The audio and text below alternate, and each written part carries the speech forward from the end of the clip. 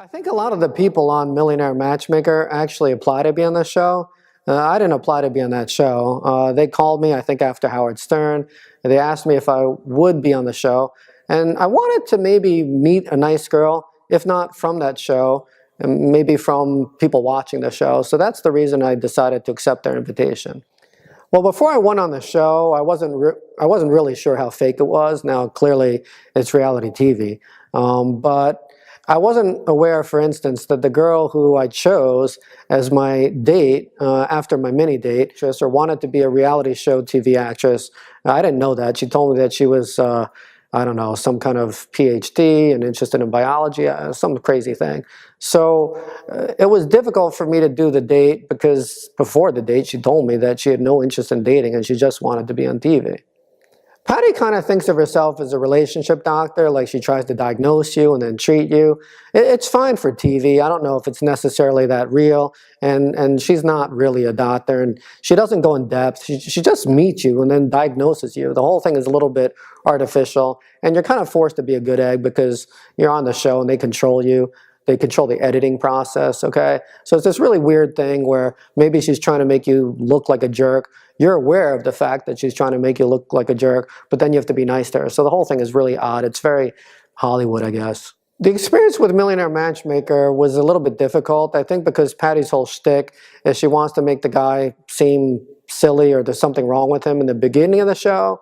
So then she can give him therapy, and then at the end of the show, he could be fixed. That's what they told us is called the story arc.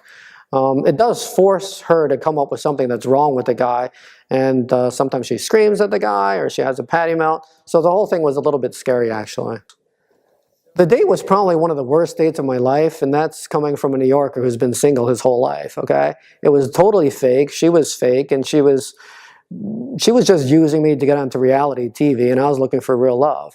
So it was a little bit disappointing, and I felt bad, and I'm not an actor unlike her, so it was hard for me to fake the date, and I think that probably will come out in the show. I didn't watch the show yet, but I'm sure the date's going to look awful, and Patty's going to try to make me look awful. I would say it's probably in the top 3 worst, you know.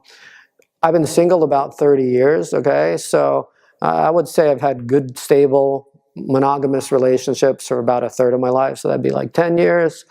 Maybe a third of my life I'm just happy being by myself or spending time with family and friends. It's not like I'm desperate to find somebody.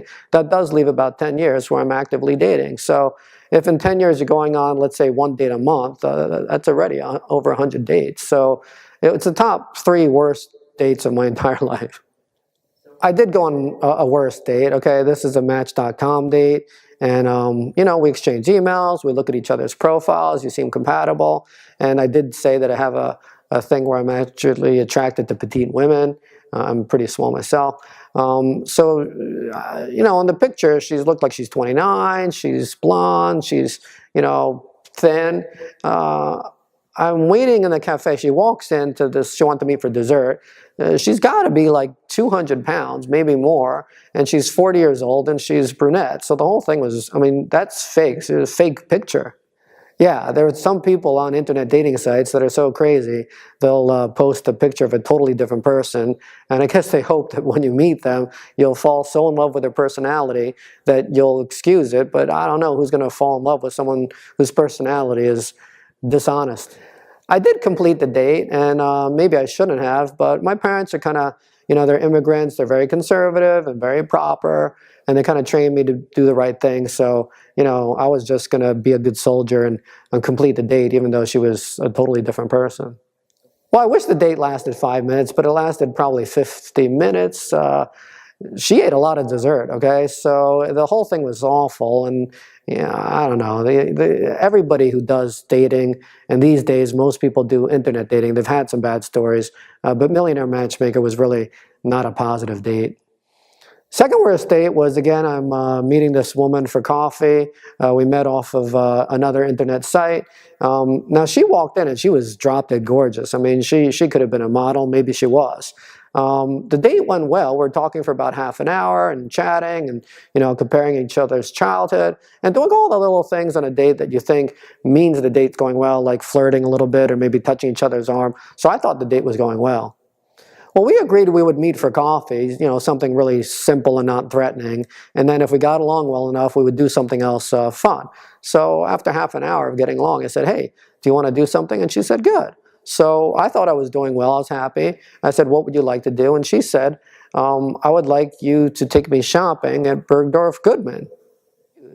And apparently, she wanted me to take her shopping and buy several $100s worth of clothes on a first date. And then I asked her, and then what? And she's like, and then what? Nothing. And then we both go our separate ways and I go home. Yeah, I mean, look, she was kind of like using me or trying to use me. I wouldn't even call it prostitution. She's not offering anything. It's just this weird thing where she's abusing guys in New York who are successful because she's drop dead gorgeous and she wants free stuff. So it was really bad. I was a little bit humiliated and also upset.